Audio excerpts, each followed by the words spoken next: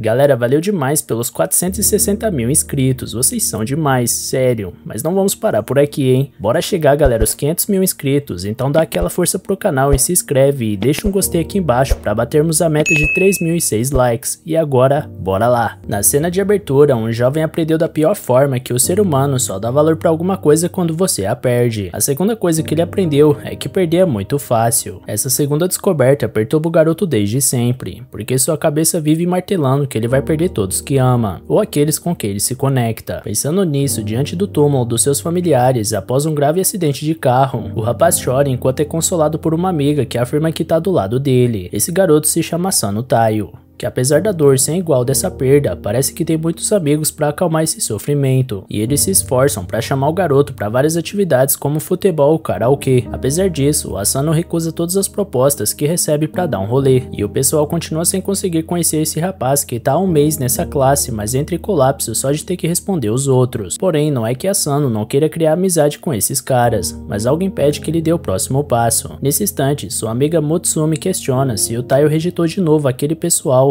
e dá uma bronca nele por continuar fugindo. Ele perde a paciência com isso e pede pra ficar em paz. Porém, Mutsumi tinha feito o almoço do garoto porque ele só vive trabalhando e não vem se alimentando direito. Então no final ela tava obrigando ele a comer todas as cenouras dessa vez. Bisbilhota na cena. Os garotos rejeitados se perguntam por que o maior ídolo dessa escola, Yosakura, faria papel de bobo assim, mesmo que os dois sejam amigos de infância. Enquanto isso, Mutsumi se mostra preocupada porque Taiyo só vive sozinho o tempo inteiro, e ela teme que ele passe o resto da sua vida assim. Por outro lado, o garoto contesta o fato de que ela rejeitou recentemente o Tanaka, um terceirão bonito, inteligente e capitão do time de futebol. Ela se gaba de leve por ter dado um fora num cara desses, mas logo pede pro amigo seguir em frente e arranjar novas amizades, porque com certeza seus pais ficariam felizes com isso. Dito isso, Mutsumi ia dar a comida na boca do amigo, porém um homem se mete na frente e abocanha o garfo. A garota reclama que o Sr. Hirokawa tinha prometido parar de filar a comida alheia, mas ele responde que não pode controlar os impulsos do seu corpo diante de uma comida tão deliciosa. Então ela pergunta se ele não deveria estar em uma viagem de negócios no exterior. Porém, Hirokawa sentiu tanta falta do almoço da Mutsumi que resolveu voltar mais cedo só pra matar à vontade. Ainda por cima, ele ficou muito tempo longe dessa bela mecha branca da garota e pede pra esfregar seu rosto nela. Porém, ela avisa com um sorriso que vai denunciar o homem se ele se atrever a fazer isso.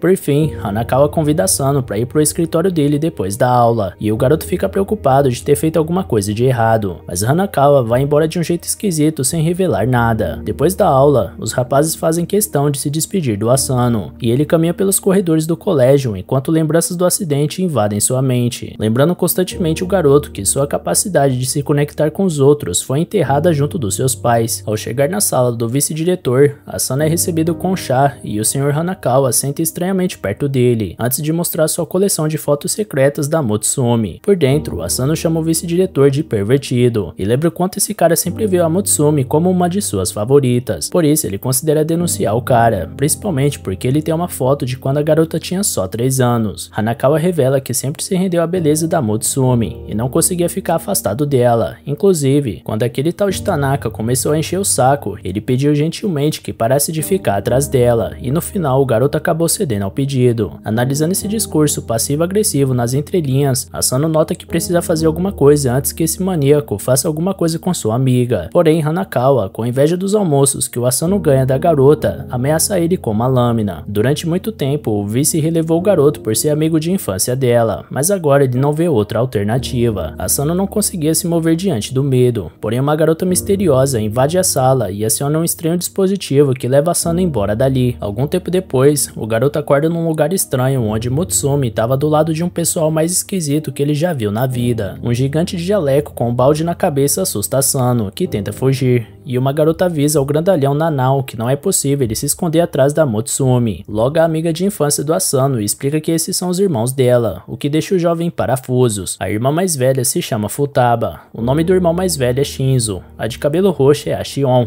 O moleque fantasiado é o Kengo, o gigante é chamado de Nanao e o cão de guarda é o Goliath. Todos esses membros formam uma família de espiões, e Mutsumi confessa que foi difícil manter isso em segredo durante esses 10 anos. Asano fica maluco com essa revelação e acha que todo mundo ali tá zoando com a cara dele. Portanto, ele pega uma pistola achando que é de brinquedo, mas dispara pro alto sem querer e percebe que o buraco é realmente mais embaixo do que ele pensava. Goliath explica que ser espião é um emprego comum, longe do que os filmes mostram, e Futaba reclama que teve um aumento de espiões funcionários públicos que cobram quase nada, então não tem como competir com isso, mesmo que Shion comente que eles estão avaliados em 4.8 de 5 na internet. Pelo menos, segundo Kengo, eles têm o irmão Kyoichiro para aumentar a popularidade deles, o espião masculino que as mulheres mais querem se tornar alvo de investigação. Motsumi explica que ele tem alguns sérios desvios de caráter, mas que em questão de competência profissional, certamente é o melhor espião da família. Segundo Futaba, o Asano estava sendo alvo dele porque rumores de uma fanpage indicavam que alguém estava planejando matar a Motsumi. Então Futaba acrescenta que certo dia, num incidente, Motsumi sofreu uma lesão quase fatal do Kyoichiro, e esse cabelo branco é um resquício do estresse daquele incidente. Desde então ele ficou obcecado pela irmã em níveis anormais, por causa do seu sentimento de culpa. Ele trocou de nome e escolheu um trabalho onde poderia vigiar ela de perto, manipulando todas as relações pessoais dela da forma que bem entende, se tornando uma espécie de monstro protetor. Como Asano é amigo de infância da Motsumi, o Kyoichiro poupava o garoto, mas com essa denúncia, ele tem a justificativa perfeita para matar ele. Por falar nele, um alarme revela que o Kyoichiro tá dentro dessa casa, provavelmente para pegar o Asano. Porém, os irmãos pedem pro jovem ficar calmo, porque eles trancaram todas as portas que dão acesso a esse quarto e instalaram todas as armadilhas possíveis pro espião primogênito. Futaba quer dar uma surra no irmão mais velho,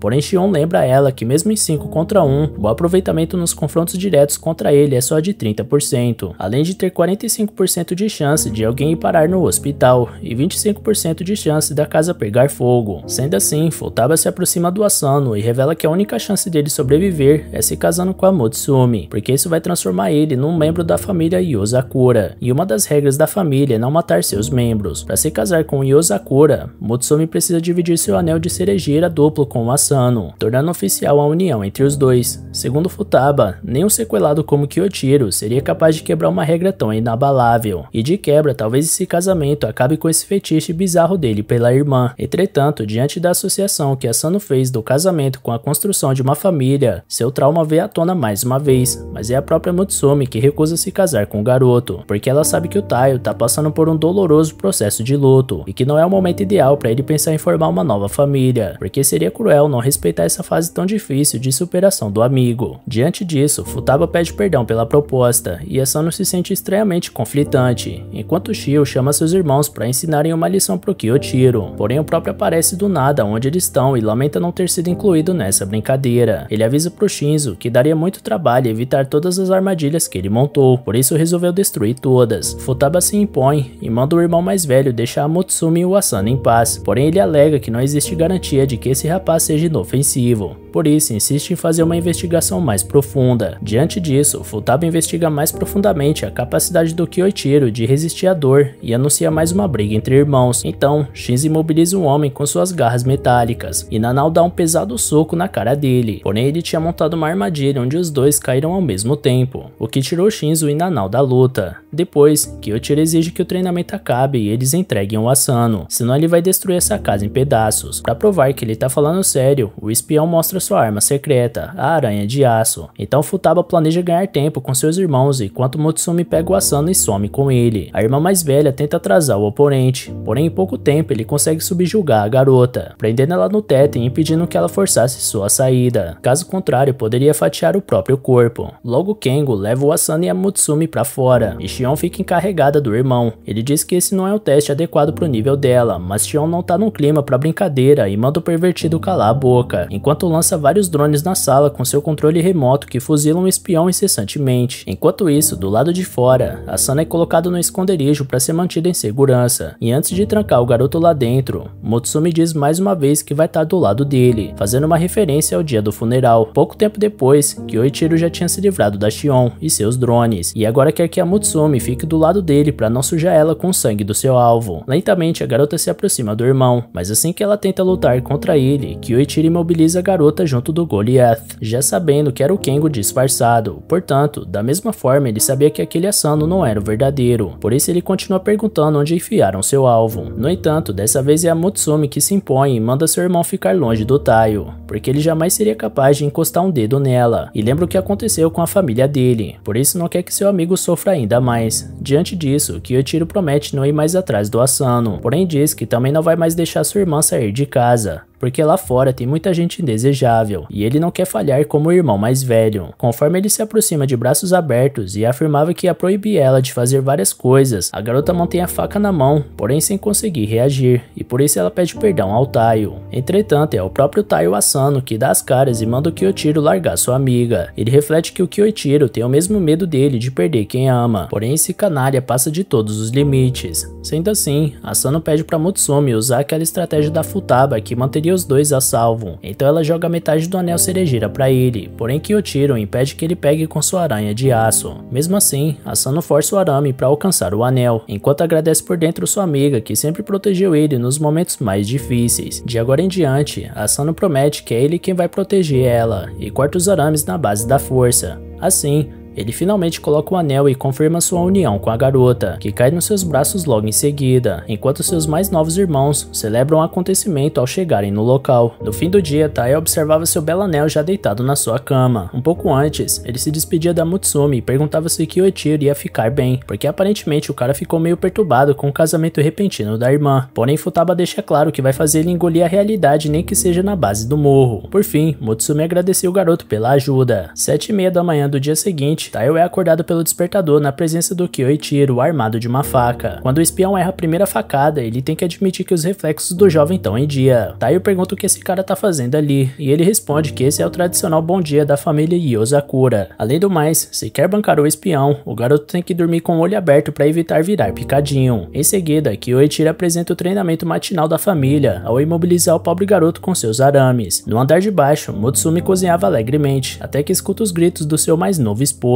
Então vai ver o que tá rolando com a marmita dele na mão, até que vê o moleque sendo feito de gato e sapato pelo irmão mais velho. Segundo o irmão, esse é o primeiro treino de alongamento do Taiyo, e vendo a marmita na mão da garota, ainda acha que ela fez pra ele. Com isso, a garota manifesta toda a sua raiva, então o Kyoichiro decide deixar o resto do treino pra depois. De repente, ele olha pro relógio e nota que precisa sair dali o quanto antes, e ao carregar os dois com ele, a casa explode por completo. Kyoichiro promete contar tudo em detalhes mais tarde, além de deixar a rixa com o Taiyo pra depois também, porque primeiro ele precisa explicar a missão principal da família Yozakura, que é proteger a Mutsumi. Logo depois, ele chama o casal pra ir embora, e Mutsumi levanta o confuso garoto. Dentro de uma limusine, Kyoichiro recebe um importante aviso do Shinzo sobre um fragmento que ele pensa ser de uma bomba relógio na cozinha, e que o alvo era Mutsumi. Segundo Kyoichiro, as notícias voam nesse ramo, e o casamento dela com Taiyo não é uma exceção, como mostram as inúmeras felicitações no celular do espião. Taiyo pergunta por que a Mutsumi é tão perseguida, então Kyoichiro explica que ela é a 10ª cabeça da família. Os Yozakura têm seus lastros desde a época dos ninjas e o período Edo, sempre produzindo descendentes com habilidades extraordinárias, mas sempre entre os membros especiais nascia uma pessoa comum, sem poderes, e essa pessoa ficava conhecida como a cabeça. E por mais que a cabeça não tenha nenhum talento excepcional como os outros membros, a prole dela sempre carrega consigo os genes que manifestam esse dom da família. Portanto, os membros dotados de poder sempre se encarregam de proteger a cabeça para manter sua linhagem viva. No caso da família Yozakura, essa pessoa é Mutsumi, mas essa geração atual dos Yozakura não ligam para a linhagem familiar, portanto eles querem que a Mutsumi tenha uma vida normal segundo seus próprios termos. Porém, a garota afirma que seus familiares têm se sacrificado para manter as coisas funcionando, então ela se sente responsável por cumprir sua função como a cabeça. Com as belas palavras de determinação, Kyoichiro questiona se existe uma garota mais perfeita que essa, sua irmã, e pergunta o que ela tá fazendo com esse palhaço do Taiyo. Enfim, depois de explicar a situação única da garota, Kyoichiro revela que ela tá fazendo sua estreia no submundo como a líder dos Yozakura, recolhendo dados e informações acerca da sociedade comum. No entanto, ao tirar os pés da segurança dos irmãos, Mutsumi fica exposta a toda sorte de criminosos que têm rixas com a família, ou que pretendem sequestrar a cabeça. Falando nisso, dois carros com homens altamente armados se aproximam da limusine e abrem fogo contra os protagonistas, deixando o Taiyo à beira de um infarto. Kyoichiro tenta tranquilizar ele dizendo que o carro é a prova de balas, e com um estalar de dedos, ele aciona um comando que acelera o carro a 180 km/h para despistar os inimigos. Nessa hora, um dos criminosos saca uma arma para quebrar a proteção do alvo, porém Kyoichiro insiste pro motorista não dirigir feito um sequelado, senão vai acabar derramando o chá dele. Taiyo questiona quem é um abençoado que tá no comando desse volante, e Mutsumi elogia a destreza inigualável do cão Goliath. Os criminosos disparam um míssil na limusine e o cachorro desvia com sucesso, mas Kyoichiro não vai perdoar os homens por terem estragado seu intervalo do chá, portanto aparece pessoalmente em cima do carro. Os homens disparam contra ele, porém sua aranha de aço garante que nenhum projétil atinja seu corpo. Os inimigos apelam para mais um míssil, entretanto, os arames fazem picadinho do explosivo no meio do caminho. Em seguida, Kyoichiro corta os 2 carros inimigos e explode com os soldados dentro. Quando volta para a limusine, ele usa esse caso de exemplo para ilustrar como é a vida de um Yozakura, passando seus dias sob constante perigo com o objetivo de proteger Mutsumi, a cabeça. Agora que Taiyo faz parte da família, Kyoichiro estabelece que a primeira missão do rapaz é proteger sua noiva até o final desse dia. Então os dois finalmente chegam ao colégio, e Taiyo entra na sala inspecionando cada centímetro do recinto em busca de ameaças à integridade da sua amada. Mais uma vez, os garotos da sala se aproximam dele para perguntarem como andam as coisas, mas o moleque tá chapado de espionagem e não dá pinta que vai manter contato humano com qualquer um hoje. Antes do casal chegar na escola, Kyoichiro passava uma arma pro rapaz e dizia que mesmo se Taiyo mandar alguém pra vala, eles vão varrer pra baixo do tapete, então ele pode se sentir livre para atirar caso for preciso. Em seguida, Kyoichiro pede pro Taiyo proteger a Mutsumi de um conhecido bombardeiro que se chama Tamaya. Taiyo questiona se foi o cara que colocou a bomba na casa deles, e Kyoichiro acha que sim, porque aquela bomba era de primeira linha, e quando ele contratou esse bombardeiro para sabotar um grupo rival, ele só andava com as melhores bombas que ele mesmo construía. Taiyo acha estranho o espião conhecer esse tal de Tamaya, porém ele explica que nesse ramo o que tem de mais comum é gente mudando de lado dependendo da vantagem que vai ter, portanto a única pessoa em que você deve confiar é em si mesmo, e às vezes nem isso. Então, ele conta que o Tamaya só tem uma pequena falha, ele é viciado em redes sociais, e ao invés de só ficar postando poesias sem sentido, ele publica informações sobre a natureza do seu trabalho, além de explanar seu alvo, e até agora ele tem se dado bem com isso. Taiyo questiona se essa não é uma falha um pouco mais grave do que pequena, e o espião adoraria conversar sobre, porém ele tem vários reféns para salvar hoje, portanto ele ensina de uma vez por todas a tática do bombardeiro. Depois de brincar com o alvo com bombas pequenas, ele liquida a fatura com os explosivos especiais que tanto ama. Recentemente, Tamaya anunciou a existência de 3 bombas, sendo uma que demoliu a casa dos Yozakura, portanto faltam 2, e Kyoichiro não se importa se o Taiyo vai chegar em casa sem as 2 pernas ou que nem uma sopa de carne. Tudo o que ele quer saber é se sua querida irmã vai sair disso sem nenhum arranhão. Desde então, o novato tá dando sangue na missão que foi atribuída a ele, e após sua intensa averiguação inicial, Taiyo não encontra rastros de bomba na sala de aula. Ainda assim, pode ser que o bombardeiro esteja infiltrado na escola, por isso não há tempo para piscar por enquanto. De repente, Tamaya aposta que a segunda bomba foi montada, e Taiyo entra em desespero. Após levar uma bolada na cabeça, ele vê um vulto passando perto da enfermaria do colégio, e se apressa para investigar a situação. Ao chegar na porta, a enfermeira pergunta se o garoto se machucou, fazendo ele ter que recuar, mas a mulher estranhamente dá um sorriso maldoso. Taiyo volta pro corredor sem saber o que fazer, até que repara que a enfermaria tá fechada hoje. Enquanto isso, Mutsumi almoça com suas amigas e elas conversam sobre coisas banais. Por exemplo, um boato de que uma nave espacial foi vista voando por cima da escola. Sentado perto das garotas, Taiyo lê na rede social do Tamaya que ele armou a terceira e última bomba. Durante seu dia observando atentamente a cabeça dos Yozakura, ele notou que ela não come a comida que ganha de alguém logo de cara, e também ela nunca fica sozinha, e é dessa forma que Mutsumi luta diariamente por sua sobrevivência. No meio da reflexão, os rapazes voltam a abordar o Taiyo e oferecem um chocolate como pedido de desculpas pela bolada de mais cedo, e o garoto engole o doce sem pensar 2 vezes, deixando os rapazes assustados. Taiyo pergunta o motivo do espanto, e eles explicam que estavam acostumados a serem desprezados por ele só de chegar perto, o que não aconteceu dessa vez. Subitamente, o espião novato tem um treco, mas como tá em missão, ele afirma que pro bem da sua esposa não vai ter um piripaque. No entanto, é a própria Mutsumi que tá cuidando dele assim que ele acorda numa sala com sofá, já que a enfermaria tá fechada. Por isso, o garoto pergunta se realmente é o cara certo pra garota, porque eles são amigos de infância, mas aparentemente Taiyo não sabia nada sobre ela, sobre sua família de espiões, todo esse papo de cabeça e viver constantemente em perigo. Ainda assim, mesmo carregando esse peso nos ombros, ela sempre esteve ao lado do Taiyo nos momentos difíceis, ao contrário dele, que até no pedido do casamento só tava pensando na sua própria vontade de proteger a Mutsumi, sem consultar os sentimentos dela. Porém, Mutsumi dá um burro na testa do garoto pra ele largar de choro, porque no íntimo dela, ela sempre quis ele como seu marido. Aliviado com a afirmação da noiva, o garoto olha pra Mutsumi e acaba vendo uma bomba presa no teto prestes a explodir. Depois do estouro, os garotos da sala acham que esse barulho foi o clube de ciência fazendo pataquada, mas na verdade era o Kengo que tinha plantado a bomba depois de se disfarçar de enfermeira. Nanao questiona se foi uma boa ideia explodir uma bomba em cima da caçula, e Kengo admite que é um pouco arriscado, até que Shion liga e manda o garoto voltar pra casa imediatamente. Enquanto isso, Taiyo tira de cima deles o sofá que usou pra proteger os dois, e logo se questiona como Tamaya sabia que eles estariam nessa sala, já que acabaram de chegar. Portanto, ele repassa os fatos de antes sobre a enfermaria fechada que deixou só essa sala de opção pra ele deitar. Então ele nota uma bomba presa na sua cintura e percebe que na verdade o bombardeiro fez de tudo para manter Taio perto da Mutsumi, porque ele mesmo seria a bomba relógio. Como a contagem regressiva estava chegando no fim e a porta estava travada, Taio pula pela janela para poupar sua noiva, mas Kyoichiro tinha terminado seu trabalho mais cedo e teve tempo de voltar para resolver a treta. Reconhecendo a bomba fagulha do Tamaya, o espião reconhece que ela é pequena e causa um estrago grande, porém contém duas falhas. Como ela recarrega usando o calor corporal do alvo, ela leva tempo para ativar. A outra falha é que ela pode ser desarmada com um simples arame dado seu design simples. De toda forma, ele considera que Taiyo completou sua missão, portanto recompensa o garoto, aceitando ele em definitivo na família. E mesmo que ele queira matar cruelmente o Taiyo, Kyoichiro se sacrificaria para não deixar que ele morra. Sendo assim, Taiyo deve trabalhar intensamente com o objetivo de sempre manter Mutsumi Yozakura viva. Depois de puxar o novato de volta, Kyoichiro revela que precisa devolver a bola pro dono, e logo entram na sala o Kengo, o Nanao e por último o Shinzo. Como hoje era a primeira missão do Taiyo, eles acharam que poderia ser divertido participar, então Shinzo joga no chão o bombardeiro Tamaya. Kyoichiro joga ele pra longe com seus arames e uma bomba relógio prestes a explodir, fazendo um espetáculo a céu aberto depois que a contagem chegou no zero. Checando seu celular, Taiyo nota que um bombardeiro postou na internet que tá prestes a morrer agora, então Mutsumi curte a publicação e os dois caem na risada. E galera, dá bastante like aí embaixo e comenta pra incentivar a gente ainda mais a trazer continuação desse anime, beleza? Valeu galera, se cuidem!